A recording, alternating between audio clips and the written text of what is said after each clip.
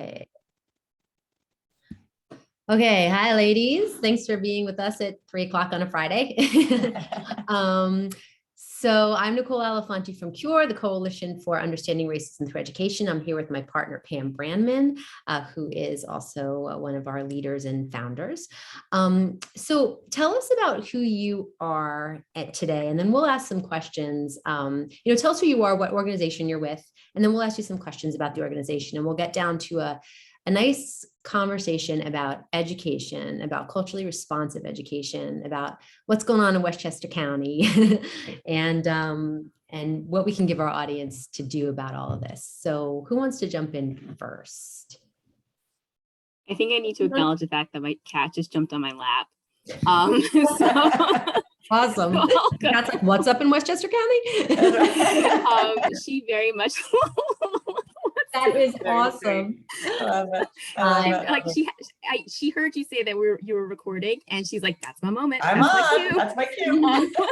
Love it. So I'm Acacia Mariello, and with Jan here, we have begun Pro-Democracy Parents, which is a group that wants to gather together parents as such to advocate for priorities that make it possible for us to live in a free and fair society.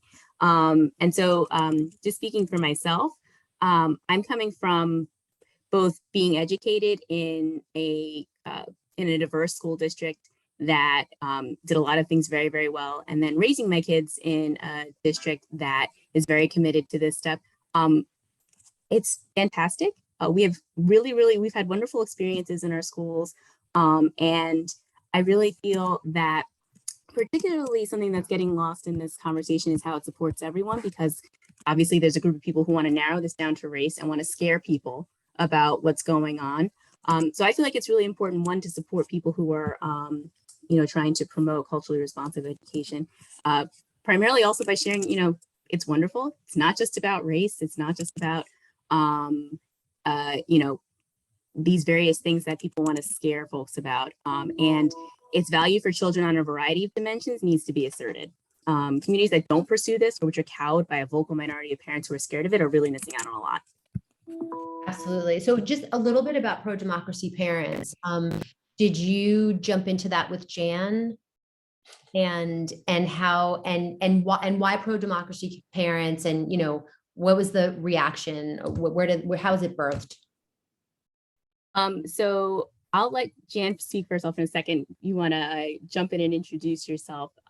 We were putting together a document for folks to hand out at school board meetings to advocate for the culturally responsive education framework.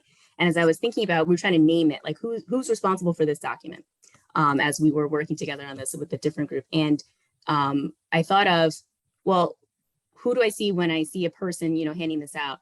And I saw the first thing that came to mind was a pro-democracy parent, right? A parent who wants to raise their kids in a free and fair society would be that. And then I looked it up. I was like, oh, this name hasn't been taken yet? Okay, that's our name. And then we sort of started rolling into this standalone group that'll be advocating for these priorities. But I don't want to take time away from Jan, who should definitely introduce. Thanks, Acacia. No, we literally, we came together. We didn't even know each other. I want to say like 3 weeks ago, I would have walked right past her in the street, not knowing anything about her. And so we came together through another organization. And I have to tell you, my kids are not grown, but they're both in college. So they're, they graduated from Yorktown school system here in the northern part of the county. And, I was sort of like enjoying, empty nesting, to be truthful with you. And then, the whole DEI thing kind of came to my awareness, and I, was made aware of this anti-DEI push right here in my school system. And I was like, I can't stand by and just let that happen. So I really kind of felt compelled to jump in with both feet. And, there was Acacia in the deep end with me. So we just kind of took off like a shot. We really wanted to make information available to parents, in our communities locally here in Westchester. As she's already said so well, there's this real push from the right to use scare tactics about it. CRT, it's all of these horrible things. And yet many of these initiatives have been going on for a very long time. So we're really just trying to kind of calm the waters, and make common sense, real factual information available to parents who want information, who want to be able to advocate for their kids. And again, as Acacia said, I mean, a public education system that's accessible to all and inclusive of all is the bedrock of our society. It's the bedrock of our democracy. And so that's why we just sort of like, took off like a shot. And it's been great working with her. And we're looking forward to really engaging other people in these conversations and moving this movement forward. So Right. Julie, yeah, why don't you tell us about Teach the Truth, which is another amazing organization doing some similar work. Well, thank you. I'll introduce myself, Julie Fortier. I'm down in Eastchester, which I like to call the Yorktown of the South, or Eastchester of the North. And some of the things you said, Jen, really resonate with me, right? Sometimes a cause comes along and it's just like, I can't be on the sideline, right? Mm-hmm. And I think we have similar school districts. And this is something that's been amplified since last year in Eastchester. My children are almost graduated. I have one in college. I have 2 seniors. So there's, every once in a while I wake up and I'm like, why am I doing this? I'm out of it. But the reality is, like, we know what's coming behind. And it's just, we need to leave a good legacy for the next people. So, and like you, like I have Vanessa, who's going to join in a few minutes, who's been my counterpart almost accidentally, because we started this group with a number of people who were interested in discussing this, but a few people emerged to actually put something together that's tangible and that's holding up. That's how I met Vanessa. So we didn't know each other before, different backgrounds, different locations, our kids are different ages, but it's been really great to spend some time with some other activists as well to tease that problem out a little bit. And we're still in the process of figuring out I think we know what the problem is, but there's different root causes. And I think this wave that's coming is, I think we have an opportunity, because right now it's not evidently clear what they're going after. It's all tangled between masks and vaccines and CRT and now social emotional learning and books and homosexuality. Like it's right now it's like the kitchen sink. They're unhappy, right? There's something to address there. But I think we also need to think about what we're going to focus on, right? Because if we try to put out all these fires and just be responsive to these actions, which is, let's just face it, that's how Democrats operate. They try to put down fires instead of like being proactive. Then if we keep like saying, okay, there's an anti-vax movement here and an anti-mask movement here, and then these people want to like ban some books, like we're going to be stretched really thin. And that's one thing we're trying to do at Teach the Truth is, there's so many topics, but what do we want to focus on? As the name says, we're focused on history and science and factual information. And that's, but we're still trying to hone on our actions. And one piece I'm extremely passionate about is that it's not really going to matter how many people ultimately show up to the Board of Ed meetings and talk about this and talk about that. It's still important because you want visibility, but it's going to come down to the elections in May, and eventually it's going to affect the midterms. But what do we do in places like Yorktown and Eastchester and some other places that have, we've identified some potential issues like Pelham, Elmsford, even Dobbs Ferry, what's been happening last week. So how do you support and try to engage people that will prevent further damage, really? I'll just add briefly that in Eastchester, a slate was elected last year, a slate of 4, that is in part, they're working with that movement, You know what I'm saying? Like, they will support some issues around changes to the curriculum or adding more people to the DEI committee just to appease, the conservatives in town. And we can't afford to lose 3 more seats this year. Yeah, I mean, after that, the damage is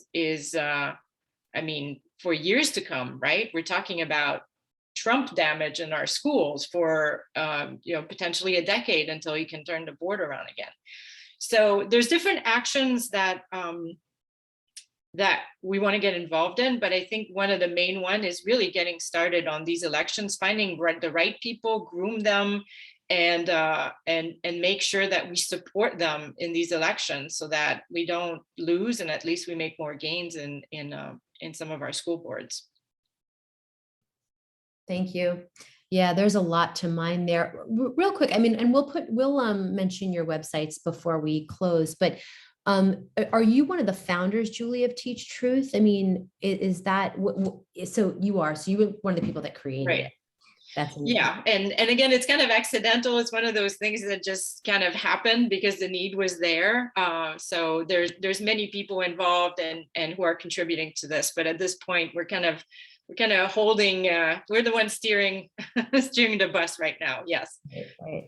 I think it's important too. I'm always fascinated by the historical pieces behind all of this, and there's so many. But I think it's important too to like remind people that every time, and we focus on race, obviously, but every time there's a sort of a racial reckoning in this country, or there's an advancement, or there's a conversation that's going to move, move change, there's a retrenchment, right? And so it's so obvious to watch it happen over and over again, to just see like emancipation and then Reconstruction and then Jim Crow and then mass incarceration and then Obama and then Trump and then, now we're jumping in education, and it's just, it's like almost silly. It's almost laughable. You can just, you know what, Nicole, you just hit the nail right on the head though. It's like you have to observe those trends from a historical perspective, which means you have to know your history. You have to know the facts in order to be able to recognize those patterns. And they definitely don't want us to do that right now. That's exactly what we're trying to do. That's exactly why this. But never, right, Jan, you're right. And Acacia, never, right? They never wanted us to do that because I only learned about redlining at 45 years old. I'm 50 now, right? Like 5 years ago, I learned about redlining. I went to college. Hello, just to know that like when my grandparents were buying property, your grandparents couldn't, or whatever, just to know that as an American. And they, the other side says, well, we have to teach our kids to think critically. Well, if you say the sky's blue every day and they only see the sky as blue, what are they thinking about? There's nothing to think about, right? And so it's just fascinating to me that it's okay. I'm sorry, go ahead. Well, I was going to say, yeah, definitely. I think it's also that, certain things, there's lots of nuance that you don't get to, but it's just really, I know this particular moment is very scary because, they're literally talking about burning books in some places, right? Like there were school board members in Pennsylvania who were talking about, we should burn the books that we just banned. And it's like, and so if you don't know that was a precursor to, Kristallnacht or, various other things that have happened throughout various bits of history, it's a lot easier to just be like, that's just hyperbole, or like we should, you don't know what Kristallnacht is. Literally like, I was a history major in college. And I've always loved history. And I've always loved my history teachers. And they were always like, no, you have to learn history so you don't repeat it. And now we're living in that time that all the history teachers are warning about. It's about, like, oh, we're about to do it again. Like, who's going to stop us? So I feel really inspired by the fact that there are so many people coming together to be like, we're the ones who are going to stop it this time. Yeah, I think there's an opportunity too for to reach out to teachers because you're talking about being an English major, like, we have teachers of history, teachers of English in our school. How are they feeling about this movement? And some of them already have restrictions already, right? Like they have to pick books in the curriculum. And I don't know how it is in some other districts, but, I have no doubt that parents here are complaining if they're reading a swear word or if they're reading that, there's some sexual innuendos in some of those books.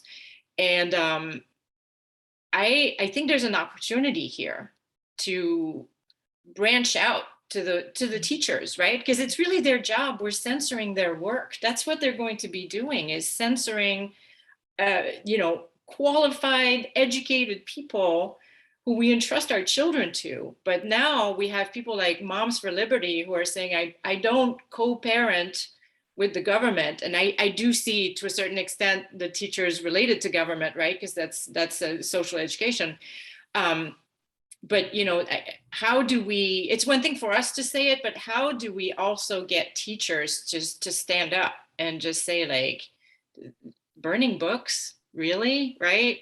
So I don't think we're alone, but we just need to hone in on that message so that we can feel like we actually are the majority, right? We know we are, but like, how do we make it clear that we actually are the majority and against these types of movements? I think that's such an important point, and I'm glad that you brought it up, because, we definitely are not in the minority.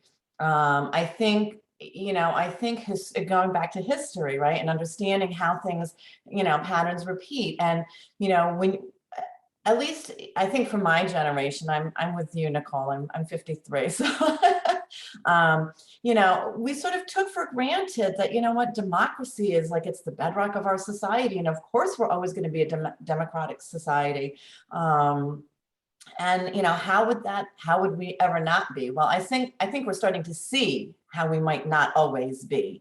And there was always, I think many of us have grown up kind of taking for granted that our democracy was a given.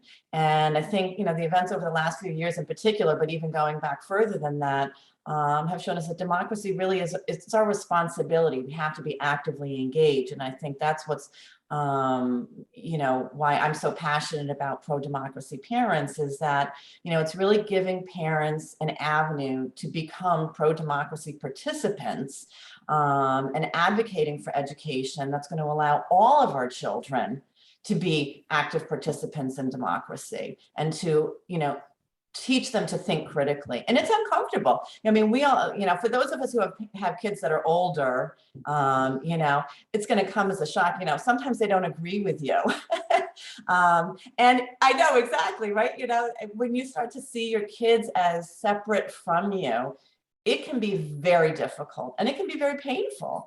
And yet that's part of that growing process. It's part of our growth as parents. It's part of their growth as individuals. And to the extent that we can embrace in our society, it's complicated, and live in that space where things are complicated, and be okay with that. I want to use Acacia's word, where, I'm optimistic. I think that we can get there, but we can't sit on the sidelines. Hi, Vanessa. Thanks for joining us. And Julie, thank you so much. Yes, thank you. I apologize, I have to go, but I'm going to pass the baton, or pass the steering wheel, I guess, to Vanessa, and I'll talk to you later. Thank you. Well. All right, bye-bye. Vanessa, hi, please introduce yourself. You're also on the Teach Truth team. Please tell us a little bit about yourself. Hi, I'm Vanessa. I am a parent in Westchester County. My oldest is 5 and is just started school in the Tarrytown district. But I've been a teacher in the New York City school district for over 18 years. So education is incredibly important to me. Title I schools for my entire career. And I'm currently teaching an urban agriculture CTE program in the Bronx, where we've taken a handball court and turned it into a working farm, and are training the kids to be certified. Yeah, it's super cool. It's really neat. So the students actually can graduate with a Regents diploma equivalent through certification, showing that they are college and career ready to get a job right after high school. Awesome. Oh, that's great. That is amazing. That's great. Yeah. So Julie told us a little bit about, we know why Teach Truth was born, and what I think at this point we can get a little bit into both organizations, and what do you want people to do? Like, what kind of actions do you want people to take? And again, I think we are a majority. I think we're starting to come out of our silos and to come together, which is great. That was a big part of it. It's like we were all doing the same thing in different spaces. So what are some of those initiatives with Teach Truth? And then we can talk about pro-democracy parents. Yeah, I think some of the biggest things that we've started with really is kind of supporting each other at school board meetings. There's a couple of pretty contentious areas and districts that are having a difficult time, and we want to support each other in moving forward the DEI initiatives that are suggested in a couple of the different places. The other thing that we really, really want to move into is getting people to run for school board elections in the spring. So we're hoping to have people participate in that whole process. People that are supporting the culturally relevant sustaining education framework that New York State Board of Regents has suggested and highly suggested, I should say. And that way we can push some of this forward, some of this diversity, equity, and inclusion forward, and really all of our students in teaching the truth and in providing more of a well-rounded history of where we are and where we come from. That's great. How do you see teachers engaging in all of this conversation? Is it, and Pam, if you have questions, jump in. I don't want to, because I know I'm a little more like aggressive, but you know, you're in that culture. So are people rolling their eyes? I mean, I've been to a couple of like restorative justice workshops in schools, and I've heard a little bit here and there, and, you know, there are always folks on board, and then teachers who are like, oh, I just want to punch out at 3. And what is everybody talking about? You know? So from a perspective of being in the classroom and in the buildings, what does it look like? I mean, I think you really have a wide range, and it also depends on the school that you're in. So I'm currently teaching at an international high school. And so we have a very diverse staff, and everybody is very active and very supportive of the work that we're doing. I think that, you know, and I can really, and from a teacher point of view, speak for New York City, not necessarily Westchester, but, you know, I'm seeing a lot of talk that is not as supportive as well from teachers, unfortunately. In New York City, we have mandated implicit bias training, which I attended. And to be honest, it seems to me like it's just kind of a checkbox and not necessarily there to actually challenge people's thought process in this. And that's unfortunate. I think it's so vital, especially in New York City, where the majority of students are not white, to acknowledge that. I mean, the school that I'm at right now is, I have to look at the data, but I would say it's 95% students of minority populations, or of the global majority populations, I should say. But yeah, it's unfortunate that there are people that are in our systems that are not as supportive of the students that they teach as I feel that they should be, which is, again, why this is so important to me, because, you know, I teach high schoolers, I teach teenagers, and as Jan was saying, like, they have their own thoughts, they have their own ideas, and they want to learn the truth, and they want to be supported. And to work with teenagers that aren't getting that in every area, just, it breaks my heart. I think you bring up such an interesting point. I was actually thinking about the students, and then you hit on that, is how do we engage students really to get involved with this as well? Because it's impacting them. You know, we talk about the parents, but if the goal is of so many school districts, if you were to look at their mission, I'm sure is to, you know, to raise and encourage critical thinking. And so it would be really interesting to engage students, particularly high school students, but even middle school students who really are starting to get into take control of their education and what their interests are. So what are they thinking about this, and how is it impacting them? So I mean, go ahead. So I was just going to briefly interject. There's actually, as we're getting involved in different coalitions and things like that, we were actually, Jen and I were just on a call where we were chatting with some folks about, you know, bringing in student groups and stuff like that. So I think part of this work is definitely finding those students, and it's tricky too, because especially the older students, they transition from high school to college, and like keeping up with them can be a challenge in terms of sustained organizing. But definitely that is something that is, number one, on the radar. But two, I think that's something that's really promising and powerful, is definitely getting that involved. And I know Jan had something she wanted to say to, sort of what we're doing. But if you look at what, if you ever go on TikTok, which I love TikTok, I know I'm not supposed to be there because I'm too old, but definitely if you go on TikTok, they get this stuff, they get this stuff implicitly. They're definitely, this is, students are definitely picking up on this, and it's just a matter of harnessing more of that voice and bringing more of them out. And I'm happy that that is starting to happen as, we get the word out and get together and do this stuff. Oh, 100%. Sorry, I think our kids, are so far ahead of us, by and large than we are as, the adults. So I do really feel like, the country is ready for this now.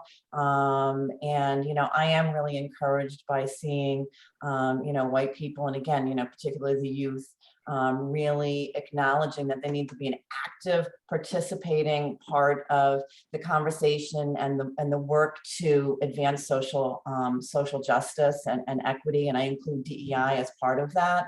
So, I want to let Vanessa kind of share what she's seeing, on the ground with, with the students getting engaged. But certainly we would encourage, parents to attend school board meetings and staying up to date with school initiatives, reaching out to the Board of Ed and talking to their kids. Hello, and engaging their own kids. I mean, I was delighted when my son, he was home from college, and we went together to a Board of Education meeting, and it was really interesting to hear his perspective and to see, to hear his feedback on what was happening. So I know that was, really, it was great for me, and I was happy to have him there. And just kind of do regular gut checks. Make sure that you're not just kind of reacting to memes on Facebook. I mean, they're there to elicit emotion, and it's easy. And listen, I really try and be mindful about these things. I find myself kind of getting caught up in the moment too, and reacting to something that somebody posts. Doing those regular gut checks and not having that knee-jerk reaction, I think, is really how we're all going to advance this conversation and kind of cool the temperature to have a more civilized, intelligent conversation about, our differences and our commonalities.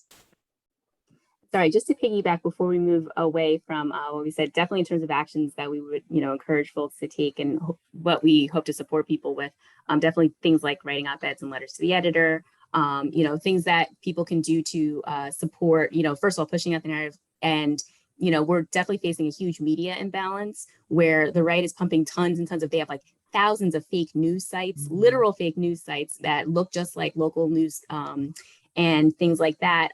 So it is really important for everyone, to the greatest extent possible to just, really be talking to their neighbors, but again, writing in particular to help shift the narrative. We've attended some, workshops and trainings on this, and we're preparing and helping to write things to, again, make sure that people know, one, if we are a majority, we have to get activated and we have to, start talking to folks, but definitely two, to sort of shift that imbalance. We don't have a ton of money, but hey, we got Google Docs, we got Slack, we got things we can do a lot with the things that we have, as long as we all get together. And, so we're, looking at creating community. Definitely follow us. We're small now, but we're definitely pulling back like a slingshot, pulling a lot of things together so that we can really launch as a standalone group. And, we want folks to get together, and our tagline is, education, conversation, action, like, get informed, get involved, get together, and then, take different actions. And that'll all evolve as we all, again, continue to talk, continue to get together, and continue to draw strength from each other. And we will. So Vanessa, give us a little bit on the ground, and then we'll get your websites out here, and we'll let you ladies go to your weekend.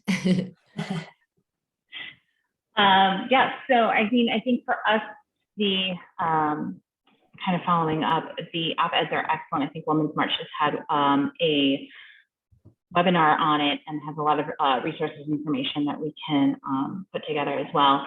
But we really want people to attend those meetings. And I think that, showing the support through the posters, through the stickers, having a statement, personal statements are great. I recently went to a school board meeting in Yorktown where unfortunately a student did speak about being called a racial slur. And, you know, those student voices are so important. And that's a really great way that students can get involved and that the youth can get involved, is talking about what their experiences are and attending the board meetings, because all of this is for them. And, you know,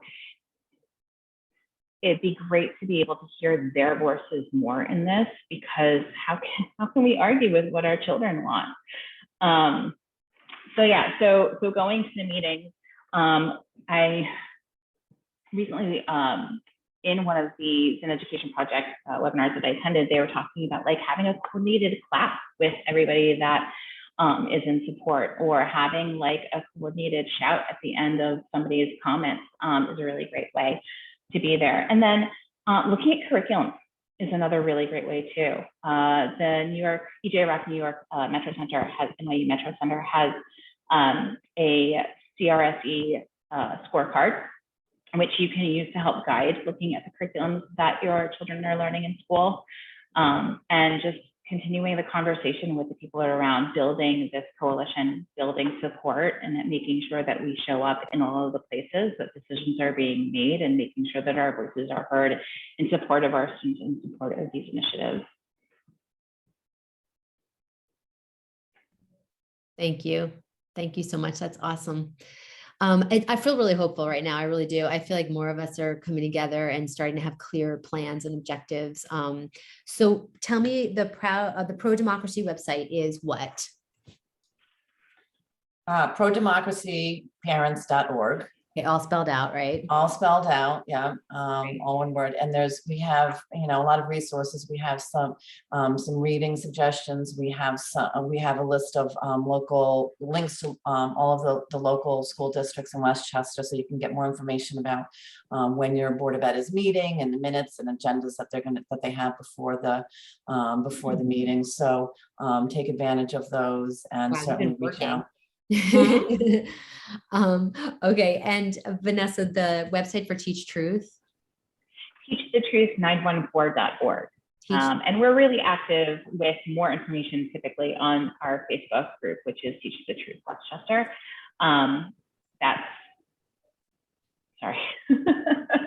Yeah, that's where we tend to have most of the information and the updates, and stay a little bit more current in that, but you can link through the website. Great.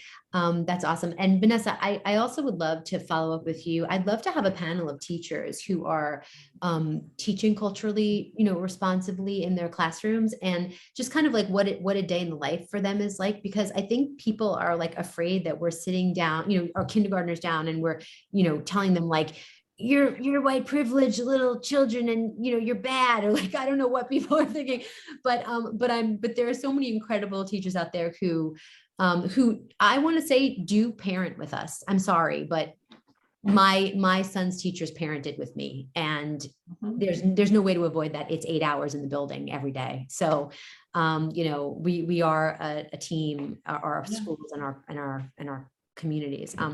So thank you all so much for being here, for giving us your time. We're going to blast this out in our next blast, and stay well. Thank you. Thank you. Bye-bye.